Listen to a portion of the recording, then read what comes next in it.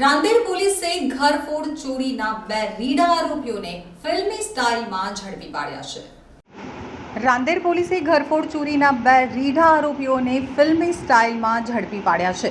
આરોપી સિકંદર અખ્તર સૈયદ અને શંકર તાનાજી જાદવની ધરપકડ કરી લેવામાં આવી છે. આ બંને આરોપીઓ પાસેથી રોકડા રૂપિયા, સોના ચાંદીના ઘરેણાઓ, સિક્કાઓ સહિત કુલ રૂપિયા 7,75,000નો મુદ્દામાલ પણ જપ્ત કરવામાં આવ્યો છે. તો આરોપીઓએ એક દિવસ પહેલા જ રાત્રિ દરમિયાન રાંદેર વિસ્તારમાંથી પકડાયેલ તમામ મુદ્દામાલની ચોરી કરી હતી, જે સમગ્ર ઘટના સીસીટીવીમાં પણ કેદ થઈ ગઈ હતી.